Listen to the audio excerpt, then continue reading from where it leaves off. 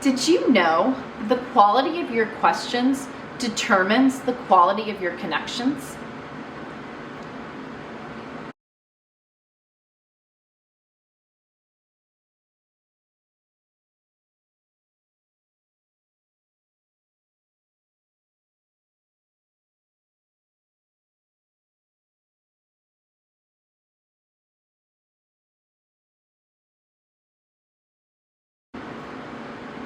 I'm Jennifer Evans with Empowering Wellness Counseling Solutions. And networking feels fake because most people approach it transactionally, when in reality, real connections come from curiosity, not questions, or an agenda that we're holding on to. So stop asking, what do you do? And start asking, what challenges are you facing right now? The more that we are curious, the more that we're building more meaningful and intentional conversations. This week, we are following the success group and we are looking at interpersonal skills. So we're getting the big overview of what it looks like to be healthy, to have healthy interactions, and to network with purpose and meaning. And what this does for success is it builds trust.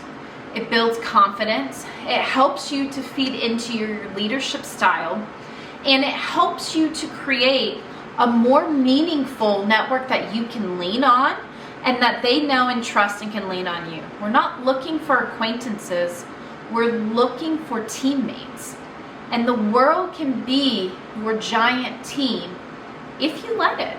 So, what it comes to when it comes to networking is understanding this idea of the proxy effect.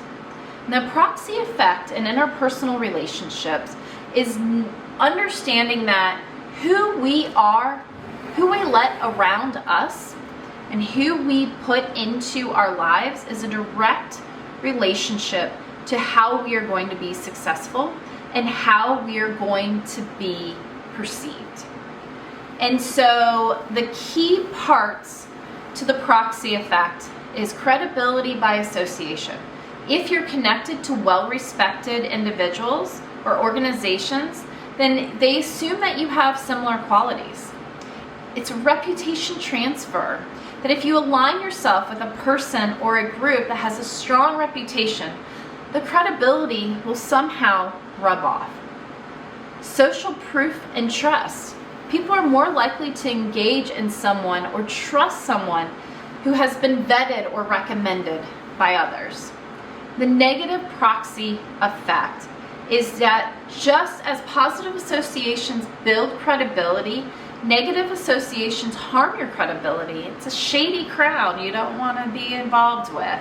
And that proxy effect really does impede on our ability to network with others. So it's important to be intentional with your associations, leverage introductions strategically, maintain a strong personal brand, and reciprocate value. And we're going to look more at that, so just stay tuned. And this proxy effect plays a really key part in our leadership roles. It's what's going to help us open doors instead of creating barriers. And think of it as your peer group is your own personal board of directors. They're giving you influence over your decisions, opportunities, and a growth trajectory. And so you don't want to impede on what's such a critical component of your professionalism. And yet this is something that many people don't even try to even acknowledge or even realize is so important.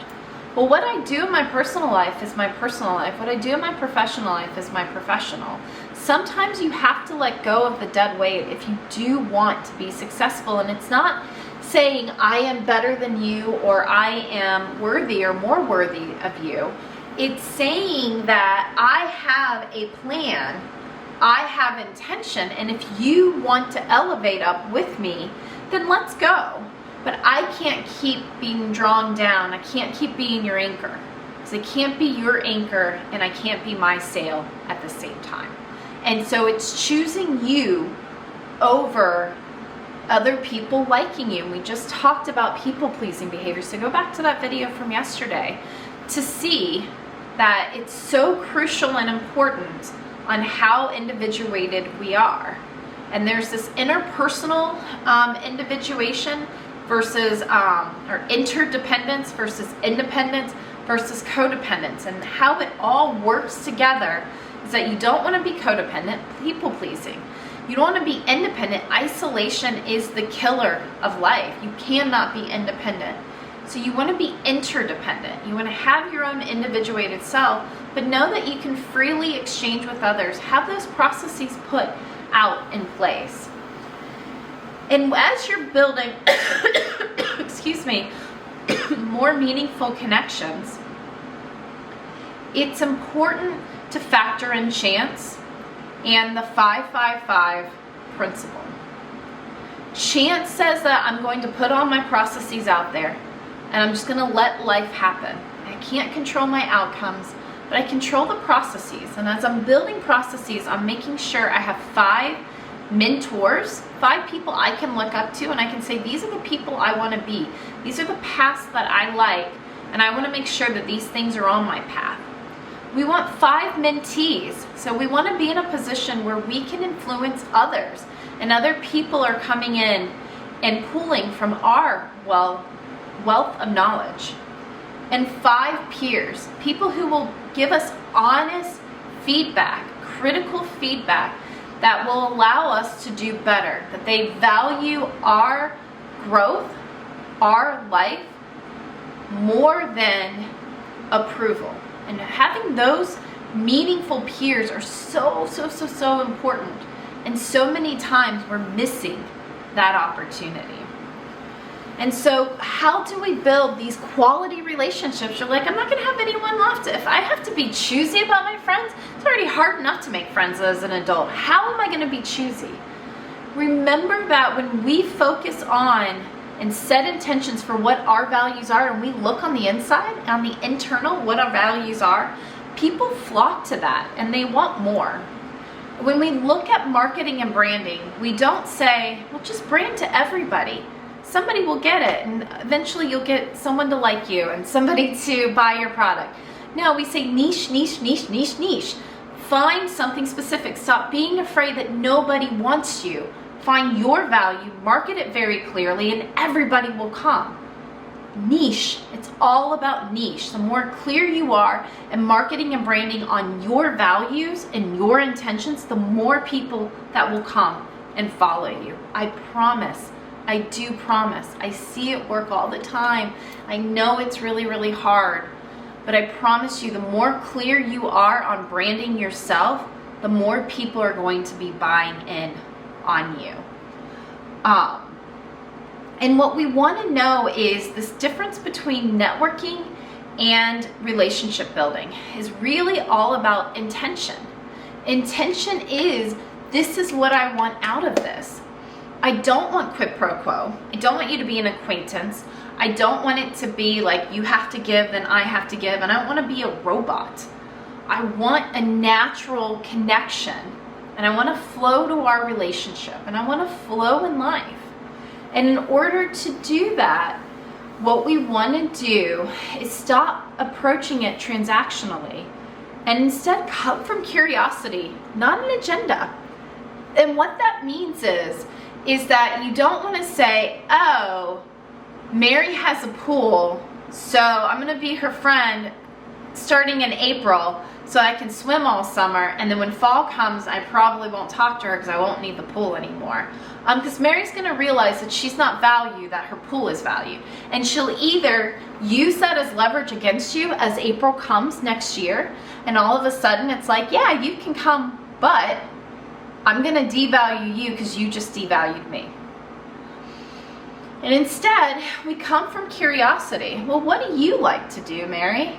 What are the things that you enjoy doing? How do you spend your summer? If I had my summer, I'd probably spend it all the time in the pool. Are there other things you do? If I had a pool, would there be things that I'd be more interested in? And we come from it from curiosity, because what we find is people are fascinating. People are absolutely fascinating.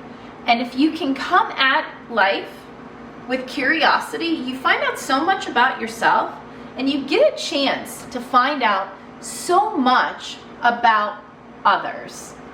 And so there are 3 questions that can transform any professional interaction to build this meaningful, real connection. And that is, what value can we create together? How can I see that we can be working on the same team? What are we overlapping in? What are the things that you like to do? What are the things I like to do? And where do we overlap in our mutual goals? And then how can I support your goals? And what can we learn from each other? Those 3 questions can completely, dramatically transform how you're interacting with others, how you're building on a network and getting people on your side in a concrete and meaningful way. You're not just building peers, you're not just building acquaintances, you're building a meaningful network that you can lean on, people who can hold your corner up. When I was working for the state of Florida, I was a subject mental health expert, and I often would go to many, many meetings all over the state. And many, many times I did have 2 grants that I was a principal investigator for. And so I had deliverables that I needed to make in order to be successful at these grants. And if you've ever worked for government, it does not change for state, doesn't change for city, doesn't change for federal. You have kind of 2 types of people. The go-getters who are like constantly running and thinking, man, some people are lazy, I can't believe it. And they burn out. Let me tell you, they burn out. And then you have the people, and you watch them every morning as you are on that computer screen, trying to get all these things done. I got to get all my paper and all these lobbying and all these reports done so I can go out into the field and I can actually get people to buy in on what I actually want to do. And you can hear them way down the hallway, and you hear them go with their coffee to one door to the next, to the next, to the next. And in an hour and a half, you've heard the same conversation. They finally get to your door, and you're just like, I don't have time for you. What do you want? You want to have fun? Let me give you a little bit of chuckles. Okay. And then they talk about, oh, I'm just so busy. I have so much to do. And I'm thinking, I've heard you for an hour and a half. Come down and BS with everybody. But I'm going to ask you something. Who got the pension? Who at 65 stopped working and is just raking in money for not working? Not working for the 30 years they put into the system, not working 30 years when they are pensioning out of the system. It's not going to be the person who got burned out, who was just cranking away doing 5 people's jobs. That's not the person who's getting a pension. And there's value for all those people. But you have to know and own your value. Because what happens is the person who gets burned out and has nothing to show for it. Just a lot of work that they did with no value for themselves. And the person who gets the pension didn't really get much value out of themselves. They know that they're playing a game. And they're just getting on the merry-go-round every single day. They're going up and down, round and round. And they're getting off. And they're finding something else to kind of mindlessly go and do something with. And they keep going and keep going and keep going. What's the difference? Well, both of those people need to stop being on the ends of the dichotomous spectrum, because we're in an anxious state, aren't we? And instead find the shades of gray, where you are putting in a consistent effort, but you're also setting an intention and knowing that you're living up to that intention, and you're setting boundaries. You're not letting people walk all over you, and you're not people pleasing. And those boundary setting and those intentions will go everywhere in your networking endeavor. You're finding very clear what it is your values are, and I promise you, if you make the decisions based on what your internal values are, people will follow you. And the only decision you have to make next is one that's related to your own values. How beautiful is that experience? Is you keep having to make decisions, right?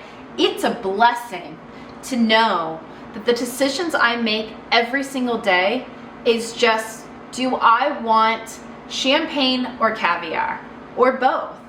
It's not really like that. I don't live a very externally validated life. I'd be a total hypocrite. However, I feel so blessed. I have a very humble life, and I feel very, very blessed for that humble life, because my decisions every day are, what do I love to do, and what do I get to do in an effort to live the life I love. And that's a beautiful thing, because I let go of my performance trauma. I let go of my anxiety. I let go of the burnout. I let go of the devaluing. And I focused on what I loved, which is helping others, learning about the brain, and helping others learn about the brain, to take away all the shame and guilt that we put on ourselves to keep us in these avoidant traps, and to live life fully and wholly based on our internal values. So as you're looking at interacting with others, know that the quality of your questions determine the quality of your connections. And so instead of saying, what do you do? Start asking, what challenges are you facing now? Listen to them. See what it is that gets you both on the same plane. What are the overlapping values? How can you support them? And how can you each learn from each other? And see how that creates more meaningful, deeper, longer lasting connections. I am Jennifer Evans with Empowering Wellness Counseling Solutions. Go and like the video, thumbs up it if you like it, share it with others who may need this support on building meaningful connections. And please subscribe and stay tuned. We've got a lot of great things coming up with relationship building and interpersonal skills this week, and then we're going to build into behavior is predictable next week. I cannot wait to share with you. So many great things coming up. Thank you for being supportive. I'll see you soon.